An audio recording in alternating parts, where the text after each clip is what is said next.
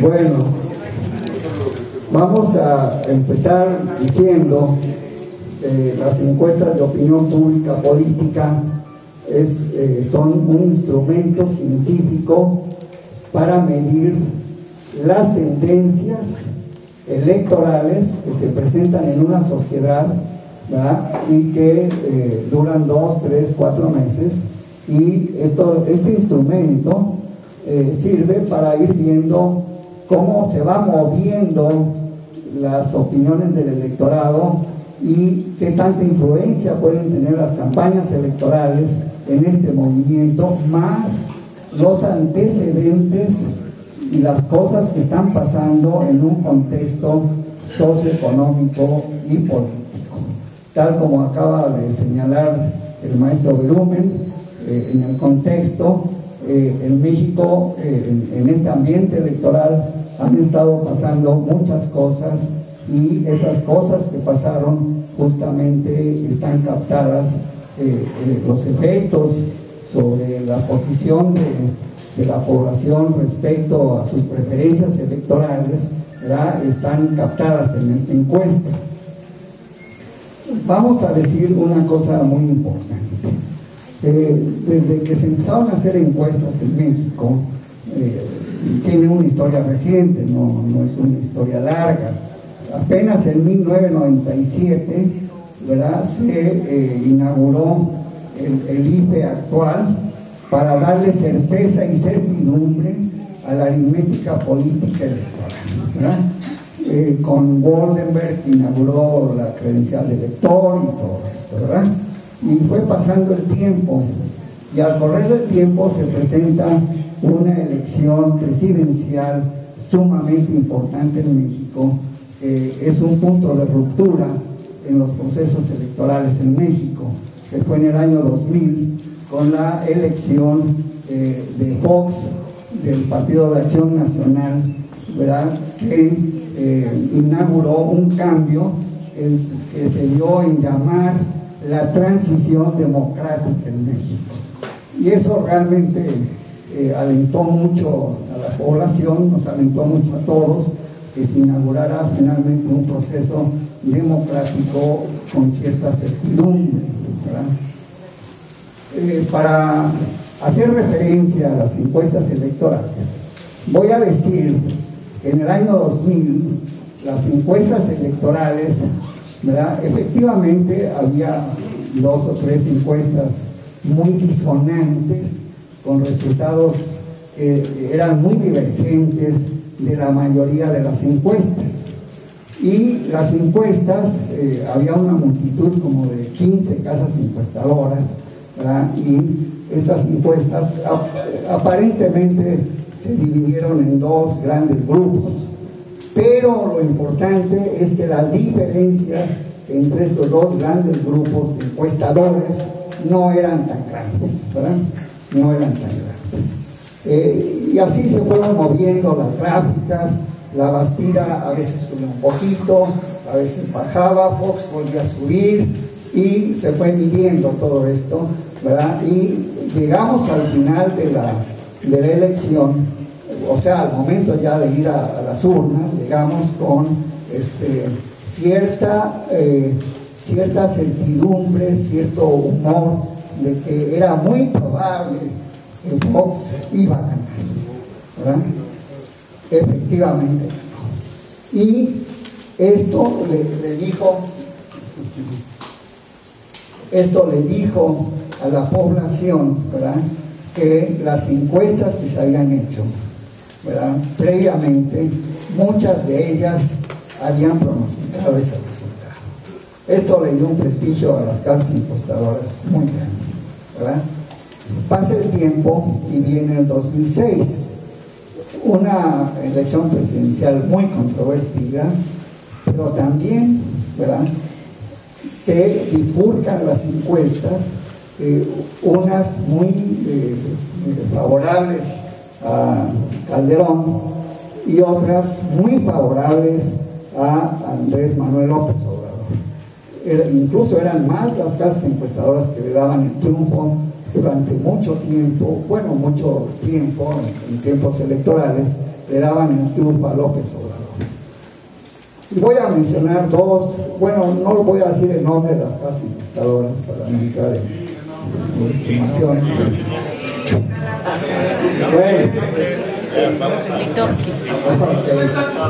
Bueno, las dos casas encuestadoras que al final ya para ir a la elección le dieron el triunfo a López Obrador con un margen del 5%, fueron la casa encuestadora de María de las Heras y la casa encuestadora de Ana Cristina Covarrubias, ¿verdad? Las otras le daban el triunfo, ¿verdad? Como Mitofsky y otras que ustedes han oído hablar, le daban el triunfo a Calderón. Finalmente viene la noche del 2 de julio y ustedes ya saben lo que pasó. No voy a ahondar en esa historia. Ahora llegamos a esta elección, ¿verdad? Y el punto característico de esta elección, ¿verdad?, es que todas las casas encuestadoras presentan un solo escenario y muy parecido entre todas ellas, ¿verdad? Ese escenario, ¿verdad?, ponía a Enrique Peña Nieto muy arriba con 25 puntos de diferencia contra Josefina Vázquez Mota y López Obrador en un tercer lugar, pero muy cercano a Josefina. Y así se vino, ¿verdad? Y toda la gente estaba preocupada. Y en particular nosotros, los académicos, estuvimos muy preocupados y dijimos, ¿qué está pasando con las encuestas? Y por eso tomamos una decisión de unir fuerzas y buscar una alternativa. Y esa alternativa fue lo que ya han escuchado, la encuesta que nos hizo el maestro Berumen, una encuesta excelente, que nos dio certidumbre, ¿verdad? Nos da una confianza muy grande en que la brecha entre Enrique Peña Nieto y López Obrador ya se cerró, y se cerró mucho. Prácticamente estamos ya hablando en esta encuesta de un empate técnico electoral. Es un concepto que se usa, aunque no es muy eficaz, pero este concepto se lo debemos a la estadística, que es una ciencia matemática medio complicada, pero en fin, así se le llama empate técnico. Y el otro resultado de esta encuesta es terriblemente importante, porque Josefina Vázquez Mota se va a un tercer lugar, pero ya un poco alejada de López Obrador. Tanto es así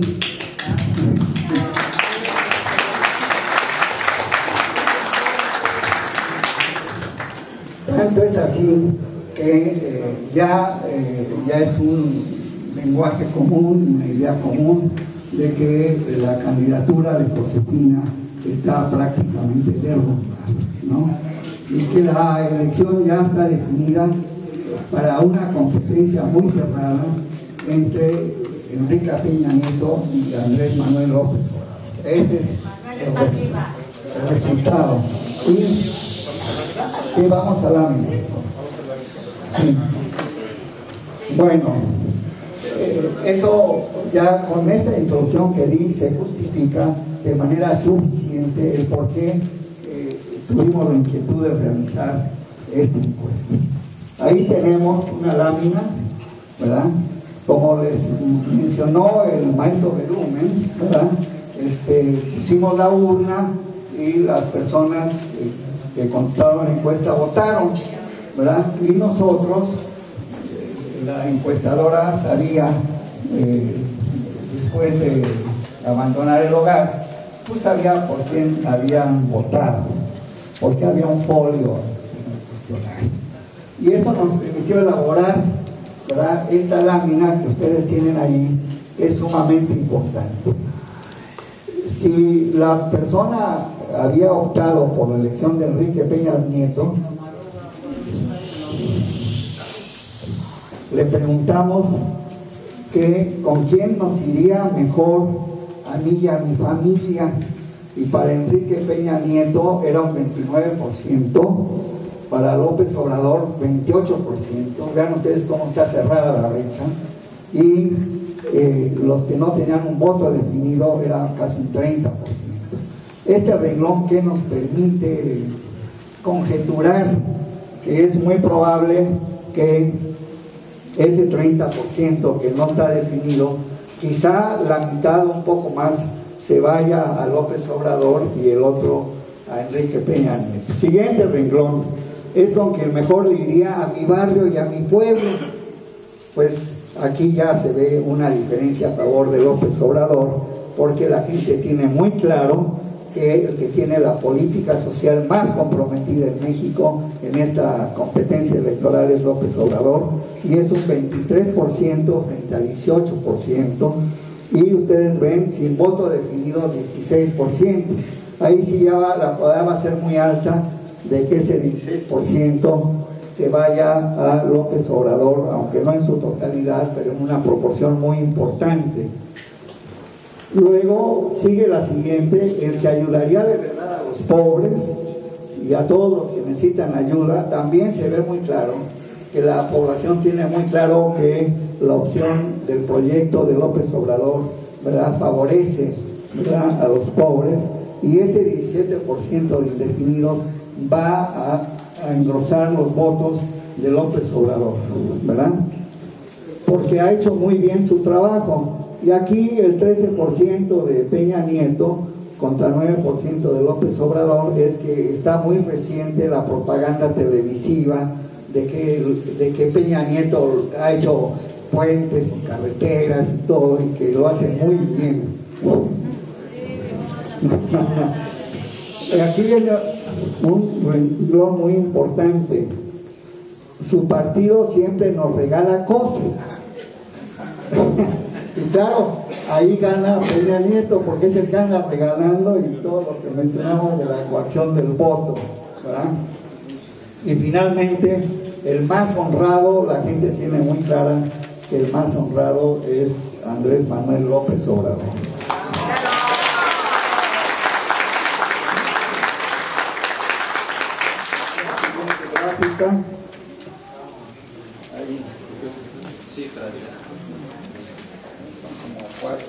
¿No haber preguntas? No, allá al final.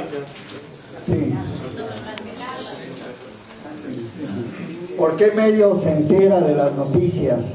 Ustedes ven que el 80% de la población en México está secuestrada o atrapada por las televisoras, ¿no? Y Enrique Peña Nieto es una fabricación televisiva, y no es nada de extrañar el por qué empezó con tanta opinión pública favorable. Afortunadamente ya se vino abajo. Y